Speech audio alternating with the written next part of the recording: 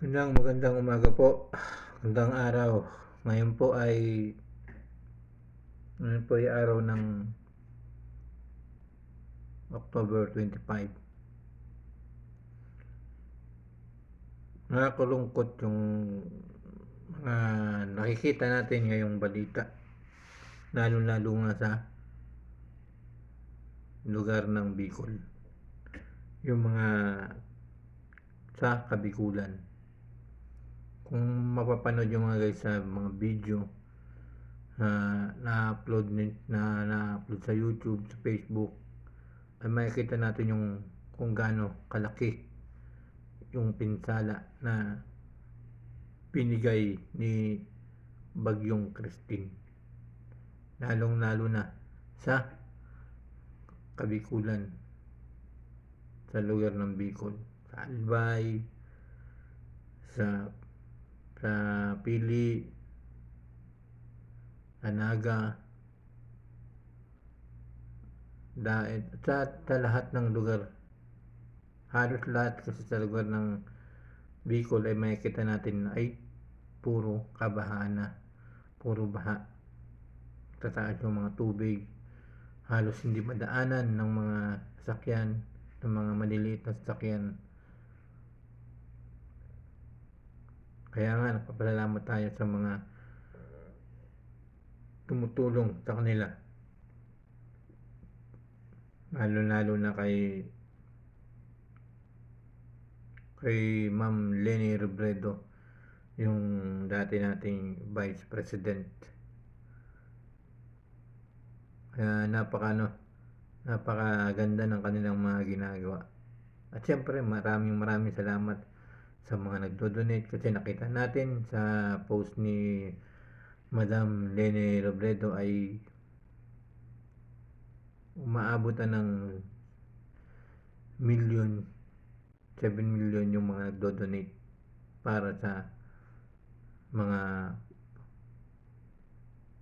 pagbigay ng mga ayuda sa mga nasalanta ng Bagyong Christine. Siyempre, hindi rin po din nagpapatalo, hindi rin po rin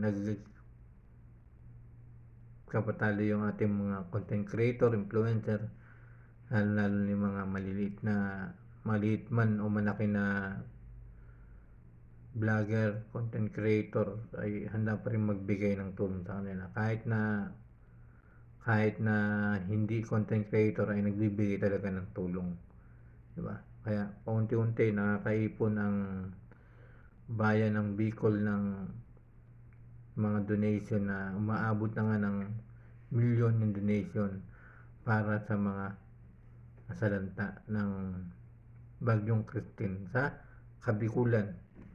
At hindi lang sa buong Kabikulan, kundi buong bansa, buong Pilipinas ay nakaranas din ng mga ganyang pangyayari. Cebu City, Batangas, Cavite, Laguna, sa mga lugar napakalaki ng napinsala ng Bagyong Christine. Yan. Kaya papasalamat po tayo. Siyempre, kanina nga napanood ko si Ma'am Nora Honor na nagpunta kay Boss Toyo, na akala ko nga ay magbebenta siya ng na katulad ng iba na nagbebenta ng mga gamit, kasi meron siyang dalang damit. Pero sinabi niya na ang talagang pakay niya pagpunta niya kay Boss Toyo ay yung makahingi ng konting donation para sa mga kababayan niya sa Bicol, sa mga taga Bicol, di ba? Si Ma'am Nora Honor ay meron kasing taong guys na gustong magbigay pero wala tayong maibigay, pero meron tayong paraan para makatulong, kundi ang gumawa ng paraan para mabigyan ng tulong yung mga kababayan natin. Kasi kahit tayong simpleng tao pwede makatulong. Kahit mahirap, kahit wala, pwede kang makatulong. para gumawa ka ng paraan. Gagawa ka nga lang ng paraan. Para yung ginawa ni Ma'am Nora Honor na lumapit siya kay Boss Toyo na akala ng lahat ay magbebenta ng damit niya, pero sinabi niya hindi niya ibebenta. Talagang pakay niya ay makapunta kay Boss Toyo para humingi ng donation. Yan, napakabait ni Boss Toyo kasi ni Sir Jason kasi nagbigay siya ng malaki-laking donation na rin, di ba? Malaking donation para sa mga taga Bicol. At ngayon nga mga guys, na panood ko 2 hour ago, yun nga nagpunta sila sa Dahit, sila Boss Toyo. Kaya laki ng tuwa ko no kasi napakabait ni Boss Toyo kasi kahit malayo ay talagang pinupuntahan niya. Diba? Kahit mahirap tawirin na mataas na baha ay talagang pinupuntahan niya.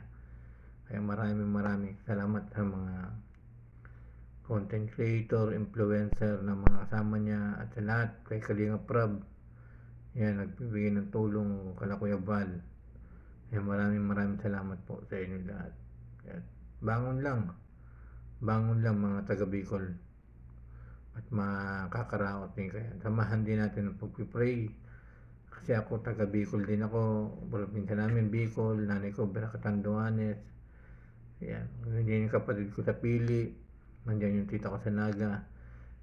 Talaga yung puso natin ay para sa mga ganyang mga tao na nangangailangan ng tulong, lalo sa mga kababayan natin dyan sa Bicol. Maraming salamat po sa inyo lahat, and thank you so much. Pray lang mga guys, pray lang mga kababayan ko sa Bicol. Ayan, babangon tayo, bangon Bicol. Maraming salamat po sa inyo lahat. Thank you so much. Kaya huwag natin kalimutan mag-pray, sama natin ang pray, matatapos din ang lahat.